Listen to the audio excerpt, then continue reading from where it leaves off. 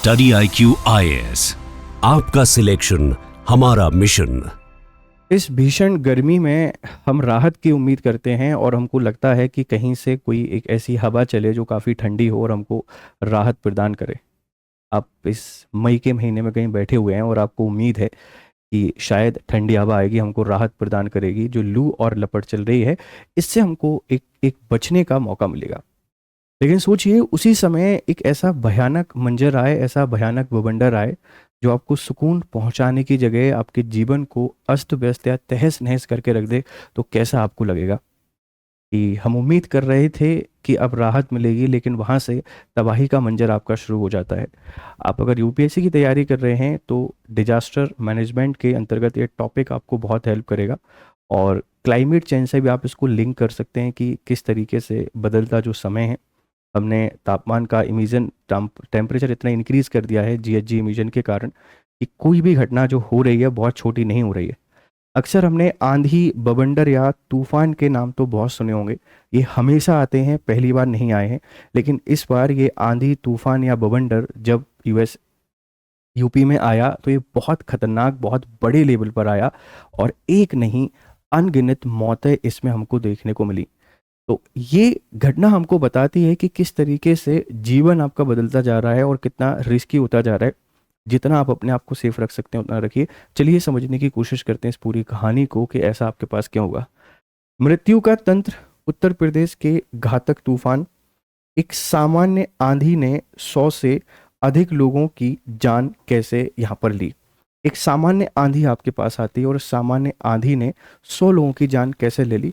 इसको हमको समझना पड़ेगा कि इसके पीछे कारण क्या है, क्यों ये आंधी इतनी एक्सट्रीम लेवल पर हमको देखने को मिली। अब अक्सर देखो, हम लोग एक वर्ड को यहाँ पर सुनते रहते हैं। आप इसको बेसिकली आंधी कहते हैं, आंधी आंधी, या आप इसको तूफान कह सकते हैं, तूफान, या आप इसको बवंडर कह सकते हैं, बवंडर बवंडर। जब ये आपके पास स्थलीय क्षेत्र में आते हैं तो यह इसी नाम से जाने जाते हैं। जब ये आपके स्थलीय क्षेत्र में आते हैं तो स्थलीय क्षेत्र में आप इनको इन्हीं नाम से जानते हैं, ठीक है। लेकिन जब ये जलीय क्षेत्र में आते हैं तो आप इनको चक्रवात या साइक्लोन के नाम से जानते हैं। अब आंधी और बवंडर का जो साइंस है, मैकेनिज्म क्या है, आप इसको समझिए कि हम जब समर के सीजन में होते हैं, समर का जो सीजन होता है, गर्मी का मौसम होता है, इस गर्मी के मौसम की एक बहुत ही बड़ी विशेषता होती है। और बहुत बड़ी विशेषता ये है कि हाई टेम्परेचर हमको देखने को मिलता है। हाई टेम्परेचर होता है तो आपके पास लो प्रेशर देखने को मिलेगा। ये साइंस का बहुत बेसिक कंसेप्ट है कि जब भी आपके पास तापमान अधिक होगा वहाँ पर दाब हमको कम ही देखने को मिलेगा, क्योंकि तापमान अधिक होता है तो वायु गर्म होती है, गर्म होकर ऊपर उठती है और हल्की होती है। मतलब अगर अधिक तापमान है तो लो प्रेशर आपको दिखाई देगा। और यहाँ जो विंड है, इस विंड की एक एक एक एक डायरेक्शन होता है, इसका एक फिनोमेना होता है या इसकी एक विशेषता होती है, जिसको आप लोग हवा कह सकते हैं, कि ये हमेशा क्या करती है, हाई प्रेशर से लो प्रेशर की ओर जाती है। जहाँ पे हाई प्रेशर होता है वहाँ से लो प्रेशर की ओर जाती है। आपने साइक्लोन में अक्सर पढ़ा होगा, चक्रवात में आपने पढ़ा होगा कि जो साइक्लोन होते हैं ये high pressure to low pressure की ओर जाती है। मतलब जहाँ पे हवा गर्म होकर ऊपर उठ रही है, उस वैक्यूम को भरने के लिए ये हवा जाती है। जब ये जाती है, जब बहुत एक्सट्रीम लो प्रेशर हो जाता है तो हवा बहुत तेजी से उस स्पेस को भरने के लिए जाती है, और तेजी से भरने के लिए जाती है तो वहाँ बवंडर, तूफान या आंधी जैसी स्थिति आपको देखने को मिल जाती है। आपने बचपन में खेलते हुए अंधूड़ा देखा होगा, हम लोग खेलते थे मैदानों में, तो हवा बहुत तेज गति से चल के आती थी, ऐसा गोल गोल गोल गोल गोल गोल घूमता हुआ कहीं बहुत दूर तक धूल और वहां पर जो भी गंदगी पड़ी होती थी उसको उड़ा के लेके चली जाती थी। आप इसको आंधी, बवंडर या तूफान के नाम से जानते हैं। अभी यूपी में यही हुआ और ये इतना एक्सट्रीम हुआ, इतना खतरनाक हुआ कि कई सारे लोगों की डेथ इसमें हो जाती है। अब ये इतना तीव्र क्यों आया, इतना इंटेंसिव क्यों आया कि जहाँ पर जो विंड की गति है, ये विंड की गति 8 किलोमीटर से 10 किलोमीटर प्रति घंटे होने की जगह ये 30 किलोमीटर से लेके 40 किलोमीटर प्रति घंटे के आसपास हुई। और जब इतनी तेज गति से हवा आती है तो हमेशा विनाश लेकर आएगी, इस बात को ध्यान रखिएगा। तो इसके पीछे वजह क्या है, इसके पीछे फैक्टर क्या है, आप इन फैक्टरों को एक बार समझने की कोशिश कीजिए। तो अभी यूपी में जो बवंडर आया, यूपी का बवंडर, इस यूपी के बवंडर का इतना खतरनाक बनने के पीछे 3 वजह हैं। और पहली जो वजह है वो है एक्सट्रीम टेम्परेचर। पहली जो वजह है वह है आपके पास एक्सट्रीम टेम्परेचर, अधिक तापमान। यूपी के बहुत सारे जो जिले हैं, इन बहुत सारे हिस्सों में ये तापमान 45 डिग्री सेल्सियस के आसपास पहुंच गया है। जहां 45 डिग्री सेल्सियस के आसपास टेम्परेचर पहुंचेगा तो कितना हाई टेम्परेचर होगा। इस हाई टेम्परेचर के कारण यहाँ पर लो प्रेशर जोन बहुत एक्सट्रीम बनेगा। इसके कारण हवाएं बहुत तीव्र गति से चलेंगी, तो आंधी और बवंडर तो आपके पास आएगा, और अधिक तीव्र गति से आने के कारण जन धन की बहुत हानि हमको देखने को मिली, पहला कारण। दूसरा कारण आपको यहाँ पर देखने को मिल जाता है, दूसरा रीजन आपको देखने को मिलेगा मॉइस्चर। मॉइस्चर अभी देखो जो हवाएं चल रही हैं वह वे ऑफ बंगाल जो है, इस वे ऑफ बंगाल से नमी लेके आ रही हैं, वे ऑफ बंगाल से नमी लेकर आ रही हैं, मॉइस्चर लेके आ रही हैं। अब दो प्रकार की हवाएं जब आपके पास टकराती हैं, एक ऐसी है जिसके पास मॉइस्चर है और हैवी है, एक ऐसी है जो ड्राई है और काफ़ी लाइट है। तो एक स्थिति बन जाती है जिसको आप लोग फ्रंट्स कहते हैं, और काफ़ी तीव्र गति से इसके कारण फिर हवाएं आपस में मिलती हैं, तो बहुत तेज आंधी और बारिश की संभावना हमको देखने को मिल जाती है। तो अधिक गर्म हवा अधिक ठंडी हवा से मिली तो इसके कारण भी बहुत तीव्र आंधी और बारिश हमको देखने को मिल जाती है। और तीसरा जो फैक्टर है, वो तीसरा फैक्टर आपके पास है वेस्टर्न डिस्टर्बेंस। अब वेस्टर्न डिस्टर्बेंस के कारण वहाँ से आने वाली जो हवाएं हैं, मेडिटेरियन सी या आप इसको कह सकते हैं, यहाँ से चलने वाली विंड इंडिया में आके अपना नेचर बदल देती हैं। यहाँ से जाने वाली, नीचे से ऊपर उठने वाली हवाएं और ऊपर रहने वाली हवाएं दोनों बिल्कुल डिफरेंट नेचर की होती हैं। कि नीचे से जो जा रही हैं ये अपने साथ लेके जा रही हैं बेटा आपके पास क्या, ये यहाँ से लेके जा रही है मॉइस्चर, और मॉइस्चर लेके जाने के बाद ये हैवी होती हैं, भारी होती हैं, और ये आपके पास गर्म है, ये ड्राई है, आपस में टकराती हैं, फ्रंट्स बनाती हैं और फिर बारिश और तेज आंधी लेके आ जाती हैं। तो ये तीन बहुत बड़े फैक्टर आपको देखने को मिलेंगे कि जो अभी यूपी है, इस यूपी में इतना डेडली आपको आंधी बवंदर या तूफान देखने को मिला, जिसके कारण ढेर सारे लोगों की डेथ यहाँ पर हो जाती है। ठीक है, ध्यान रखिएगा। तो नॉर्मल जब आपके पास आंधी आती है तो हवा की स्पीड काफ़ी स्लो होती है, और काफ़ी स्लो होती है तो बहुत नुकसान नहीं होता है, हम उसको बचा पाते हैं।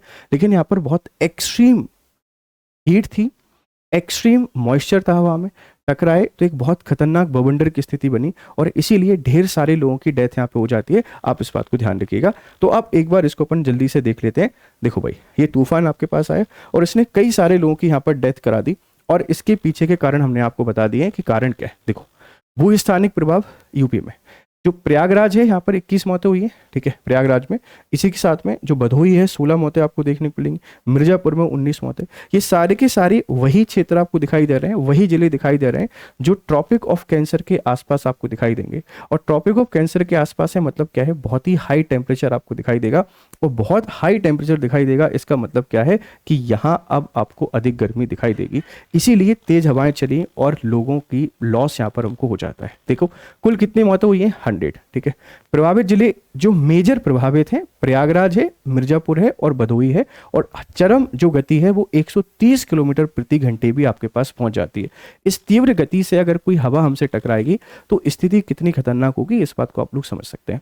तो अगर गलती से भी आपसे कोई क्वेश्चन यहाँ पर पूछता है डिजास्टर एंड मैनेजमेंट के अंतर्गत कि इस बार जो आंधी आई, उस आंधी के आने के पीछे मेजर फैक्टर क्या था, या डेथ होने के पीछे मेजर फैक्टर क्या था, आप इन तीनों फैक्टर को यहाँ पे डिफाइन करके आ सकते हैं। कौन कौन से क्षेत्र हैं जो ज़्यादा प्रभावित रहे, आप इनको बता देंगे। और आंधी क्या होती है, हवाएं जब तीव्र गति से चलना शुरू कर देती हैं, या हाई प्रेशर की जो हवा है लो प्रेशर की हवा की तरफ जाती है, मतलब उसको फिल करने के लिए जाती है, तो एक खतरनाक बवंडर वाली स्थिति बन जाती है। आप उसको आंधी, चक्रवात या तूफान के नाम से जानते हैं। ठीक है भाई, सारा का सारा आप लोग इसको यहाँ पे देख लेंगे।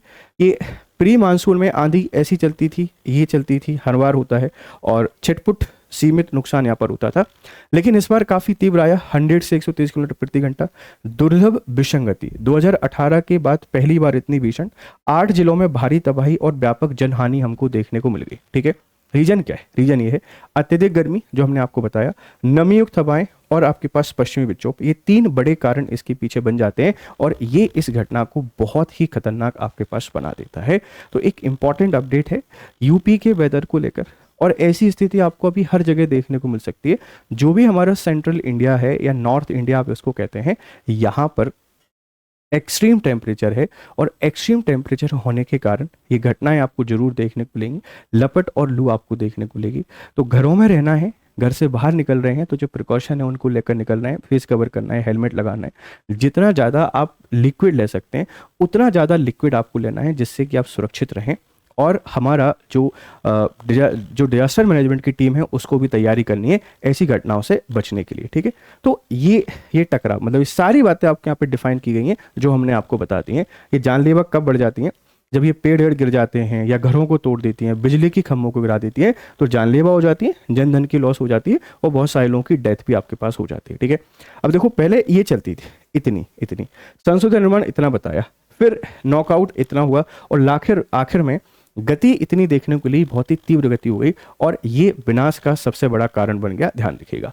अब पूर्व चेतावनी के बावजूद निकासी क्यों संभव नहीं है? देखो, जैसे चक्रवात बेटा क्या है, ये स्पष्ट और रैखिक समुद्र तट की ओर आते हैं, तो यहां आप लोग बच सकते हैं। पूर्वानुमान की प्रकृति, मार्ग का सटीक और कई दिन पहले का अनुमान और बचाव की रणनीति, तटीय क्षेत्रों से बड़े पैमाने पर सुरक्षित निकासी संभव है। यहाँ बिखरी हुई और स्थानीय एक साथ कई जगह होती है। अचानक शुरुआत और तेजी से बदलाव होता है। निकासी का समय नहीं, केवल सुरक्षित स्थान पर छिपना ही एकमात्र विकल्प होता है। साइक्लोन जब आते हैं तो पहले से पूर्व अनुमान हमको पता चल जाता है, इनका एक निश्चित पैटर्न होता है, आप उसको आइडेंटिफाई कर पाते हैं और हम बहुत पहले से प्रिपेयर रहते हैं कि यहाँ इस तरह की घटनाएं आएंगी। लेकिन आंधी जब आती है तो हमको उतना आइडिया नहीं होता ये कहाँ पर आने वाली है और इसीलिए थोड़ी सी डेडली बन जाती है। तो यूपी के बहुत सारे लोगों के लिए संवेदनाएं हमारी उनके साथ हैं। कोशिश करनी है कि हमको थोड़ा सा बचने का प्रयास करना है इस खतरनाक और इस भयावह मंजर में। और इन सब के पीछे जो सबसे बड़ा फैक्टर है वो है आपको क्लाइमेट चेंज देखने को मिलता है, ठीक है। अगर आप यूपीएससी की तैयारी कर रहे हैं तो आप हमसे जुड़ सकते हैं। ये मेरा टेलीग्राम चैनल है, यहाँ पर आइए, यहाँ आपको PDF मिल जाएगा और जो इंस्टाग्राम है इस पे आके आप मुझसे बात कर सकते हैं। साथ में हमारे सभी कोर्सेज पे आप जुड़ सकते हैं। स्टडी IQ की वेबसाइट पर जाइए और वहाँ जाकर बढ़िया तरीके से पढ़ाई कीजिए। Use my code GRS live. चलिए मिलते हैं फिर दूसरी किसी क्लास में। आपकी फीडबैक हमको जरूर दीजिएगा। Thank you very much. Have a nice time. Good day to all. Study IQ IAS, आपका सिलेक्शन हमारा मिशन।